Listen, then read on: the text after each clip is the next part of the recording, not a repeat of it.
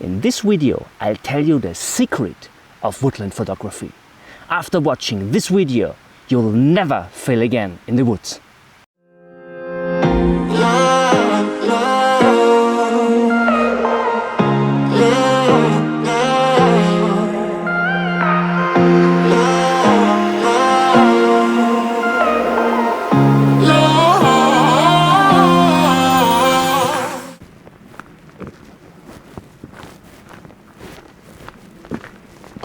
Hi my friends, very nice to see you, and we come back to the winter. We got snowfall over the night, not from yesterday to today, already 2 days ago to yesterday, although it wasn't predicted, to be honest. And the thing is, I saw already 2 days ago in the weather maps that we had fantastic chances to get red sky this morning, and so I was already out for a scouting tour yesterday to find a great spot for taking a fantastic photograph. And then I saw in the weather maps that we would have snowfall today. And so I felt a little bit like a young boy in front of the Iceman, having the choice between chocolate and strawberry, and the pocket money reached only for one of them. And usually in such a situation, I decide for the more rarely situation. So red sky is usually a more rarely weather phenomenon, because in this area we usually have granted snow and lots of snowfall. So usually I had gone more to the red sky, but I thought I had already felt more red skies this year than winter wonderlands, and so I decided finally to go here into the woods for getting a fantastic woodland photograph in the winter. And now I'm here and we don't have snowfall. So it's really difficult this year to predict the weather. The weather is absolutely crazy, to be honest. So from the photographical point of view, I think it had been better to choose for strawberry. However, I'm here now in this beautiful forest, and it's the first time I'm here in this area. I've never been to this woodland before, so I really enjoy to be here. And it's so fantastic here. This fresh air and the smells from the woodland here, it's so fantastic. And also this mix of absolutely silence and these woodland noises. There's a brook back there. This noise is so fantastic, and also I think there are also some birds here. Not all too many, but I heard already some. And this is so a fantastic feeling here. And I thought I want to explore this area today together with you, and I will tell you a little bit of my experiences in woodlands. So let's go.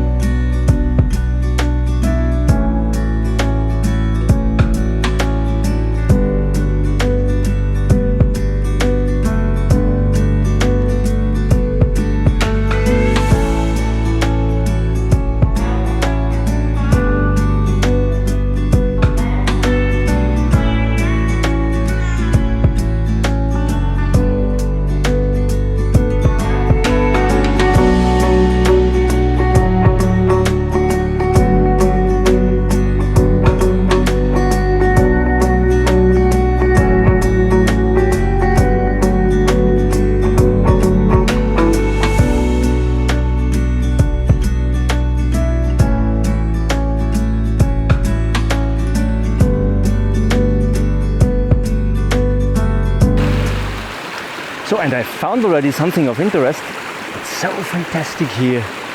It's such a calm place. I found this brook, what I've heard before, and it's really fantastic. It's really cold today, so we have around -7 to -8 degrees, something like that. And so there's really lots of ice here, there's really lots of frozen water. And what I really love here is we have this ice-iced branch what goes over this brook. And it's not a world-class composition, I think, but it doesn't matter. It's really fantastic. Look at these amazing ice icons that going down there. It's absolutely fantastic. And the composition is really simple. I have a line going from this rock into the scene. It is nice framed through this branch. And we have these amazing ice icons down there. And I also use this stone down there to anchor the image. I think definitely not a world-class composition, but it's a nice one. I use a circular polarizer. You know, we are in the shadow here. I mentioned this so many times already, but I always try if it changed anything. And definitely there was a difference on the rocks there. And I screwed exactly there where I think that I get the most plasticity out of this scenery. I have to use focus stacking here because we are really close here to this rock here, and wherever I focus here in this scene I never have the chance to get everything in focus. Although I use APS-C here, but in this case it really doesn't reach. I also tried it with hyperfocal distance, but no chance here because we are too close, so no way we have to do focus stacking here. I usually don't prefer to use focus stacking because for my taste the foreground always gets a little bit over sharp, and so I have to compensate this in post-processing afterwards. I always reduce a little bit of clarity afterwards to get this natural look to the image. So let's make the click.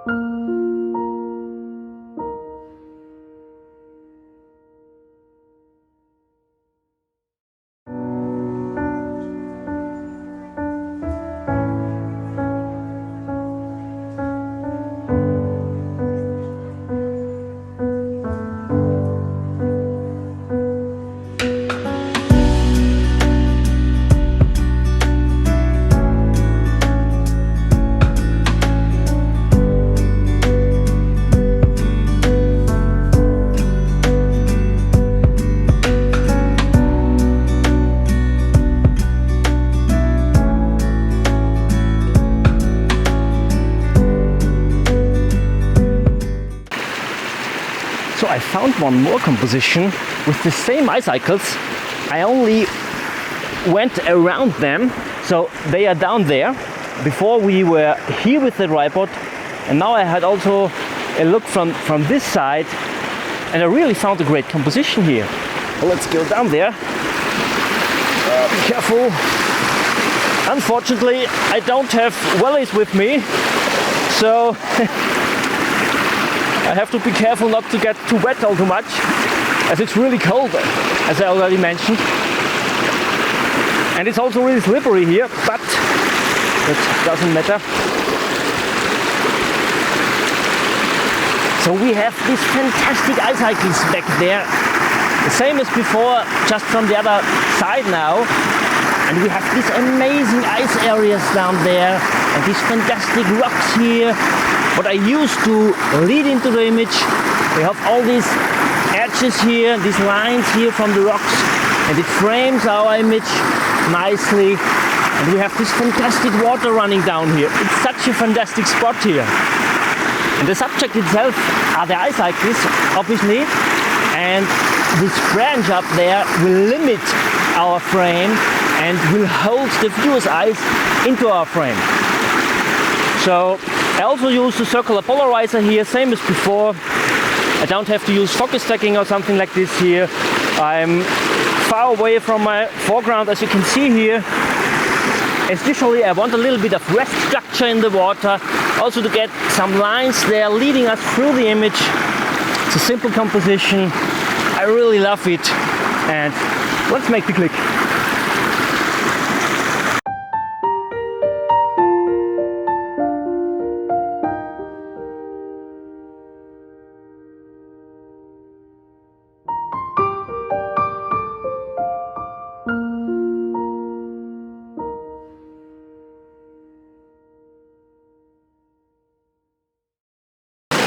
I found one more composition with the same bicycles. It's absolutely amazing. And I know I spent already really lots of time here on this spot, but in Austria exists a speech: when the meadow is high, you should mow it. And that's what I'm doing here. Not really with the meadow, but with the brook here and with the ice. I went a little bit lower now with my camera position and use the water coming from the left and from the right to lead into the frame and get a nice balance between these rocks at the left and the right, what are fantastic, covered with ice. So we have these ice cycles back there and also the branch up there, same as before, circular polarizer. So let's make the click.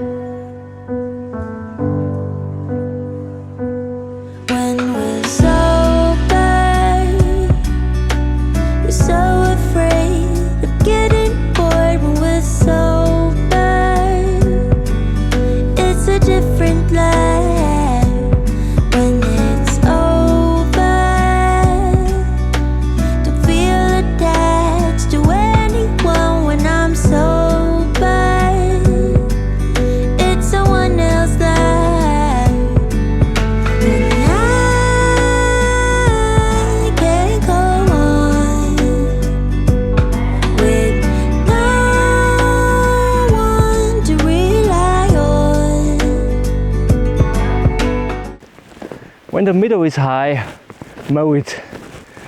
I hope my wife is not watching this video in summer when the meadow is high in our garden. So photography is all about emotions, and I mentioned this already in lots of my videos, and the reason is that it's really the most important thing in photography. It doesn't matter if it's woodlands or vistas, waterfalls, whatever, there's no difference. Or even if it's people photography, portraits, animal photography, doesn't matter what you want to photograph. It's always about the emotions which are evoked at the viewer. And so we photographers, we have to convey this mood to evoke emotions finally in the viewer. And that we are able to do this, obviously, we also need to have emotions on location, or maybe already before we decide where we want to go. I made already a video where I talked a little bit about this topic, so if you want you can have a look. It's ingredients of a world class photo. I will link you above.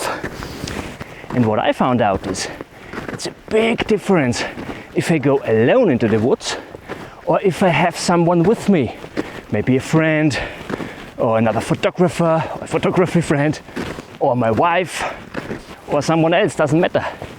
Because I always try to get into this emotional connection with the nature, with the landscape I want to photograph.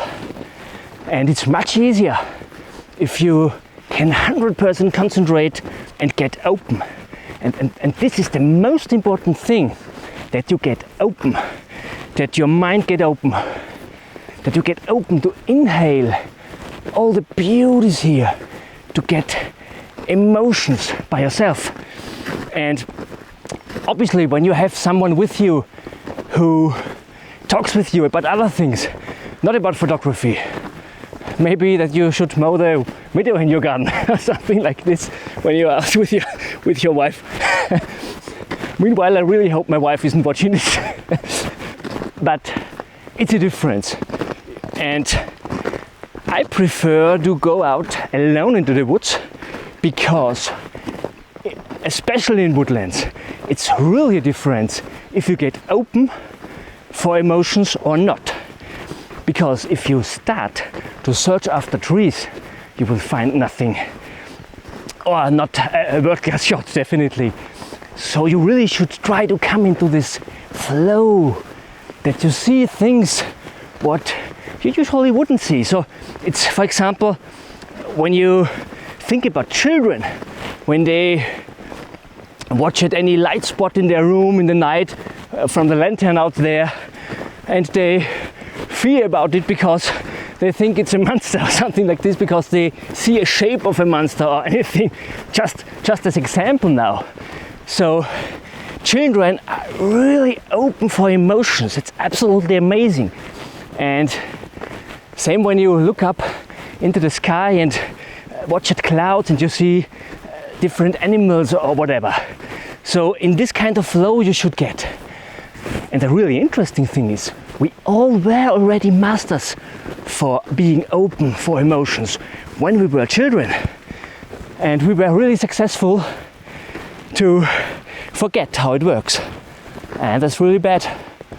So what does it mean to be open for emotions? And I found out it's a difference if you try to think hard about things. So, you know, there are these two sides of the brain, the creative one and the analytic one. I always exchange them too. I'm not sure the left is the creative, or no, the right is the creative, I think, and the left is the whatever. If you know which side is what, you can comment it below. I always exchange them. But the science knows that it's difficult to combine these two. So if you think too much in an analytic way, it's really hard to be creative. And creativity is exactly that what you need in Woodland. Because what we are looking for are patterns and lines and light spots maybe, which are interacting with the lines. And maybe we find anything what looks like anything we love. So, for example, as the child sees the monster, obviously not something what it loves, I think, but I think you know what I mean. So in this case now, I was down at the brook, and the reason for it was I loved it to go there, and these icicles drew my eyes. And this is important also, to be open for compositions. If you want to photograph a tree, the chances are high that you will find any. But if you're open for everything, it's so much easier, so much easier. And always remember, it's a difference who is with you when you're not alone. So if it's your wife what is with you, if it's a friend what is with you, also even if it's a mother-in-law what is with you, it always depends on which kind of mood you want to convey with your photograph. And also, while I'm talking here to you, obviously it's an analytic thing and blocks me a little bit to be creative. But what I do in such situations is the same when I have a friend with me who is no photographer or anyone. What I do is I spend time with this person, talk with him about things what are not specific for photography, but then I really go away for, let's say, half an hour or an hour or something like this. I plan this already in front, that I can calm down, that I can get opened, that I get into this emotional connection with the nature, and hopefully maybe I find something then. And this is also what I try to do now. So let's see what I can get. When we're sober, we're so afraid of getting bored. When we're sober, it's a different life. When it's over,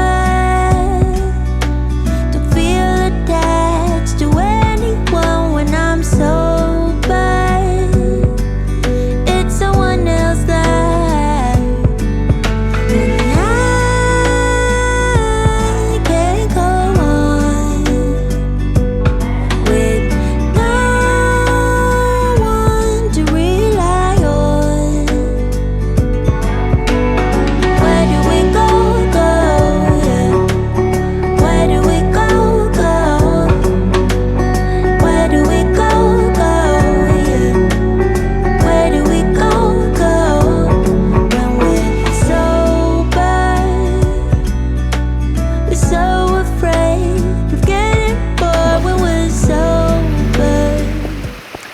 found one more composition, and it's really hard to ignore this fantastic brook beside this path up here. It's really absolutely amazing. So when I came up here, I found this fantastic tiny waterfall back there. That's not really a waterfall, it's a little water step, let's say.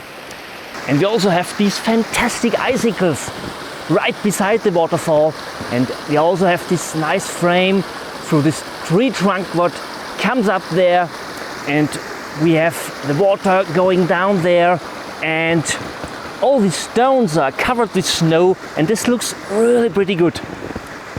I take my longer lens here now to compress the scenery a little bit.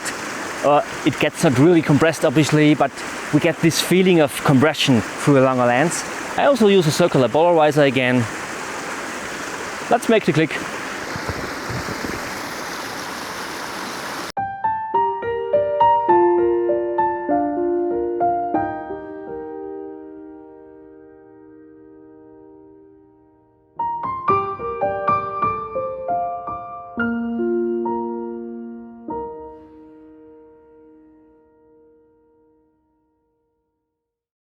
When we're sober, we're so afraid of getting bored when we're sober. It's a different life when it's over. Don't feel attached to anyone when I'm sober. It's someone else's life.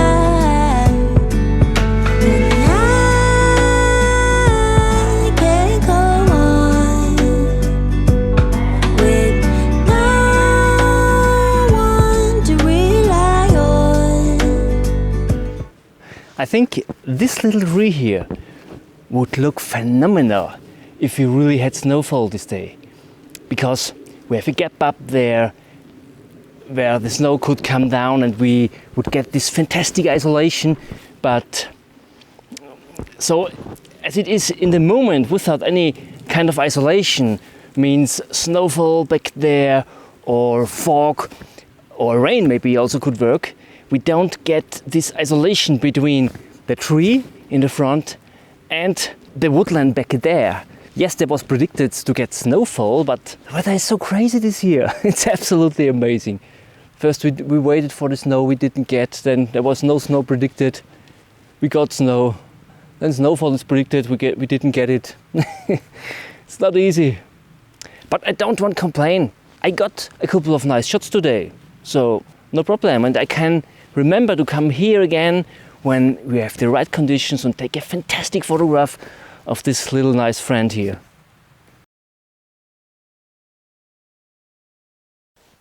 So I found one more composition, and it's absolutely amazing. You really have to be open for everything when you go out for woodland photography.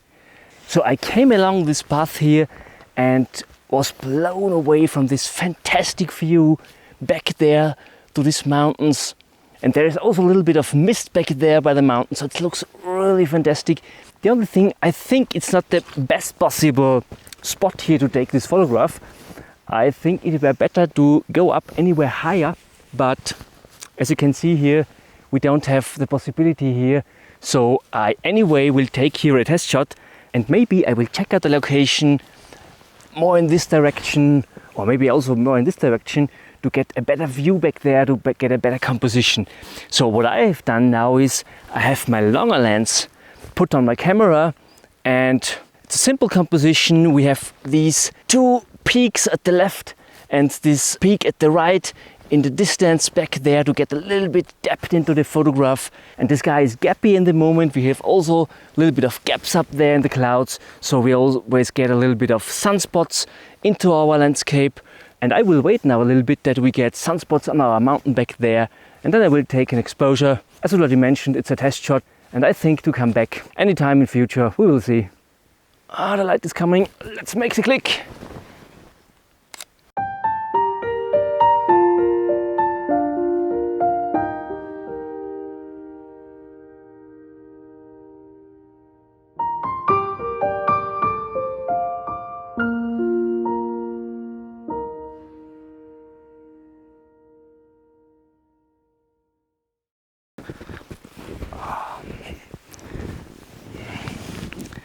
So, the secret of woodland photography. Well, it's not really a secret, otherwise I were not able to tell it to you maybe, or I also wouldn't know it by myself.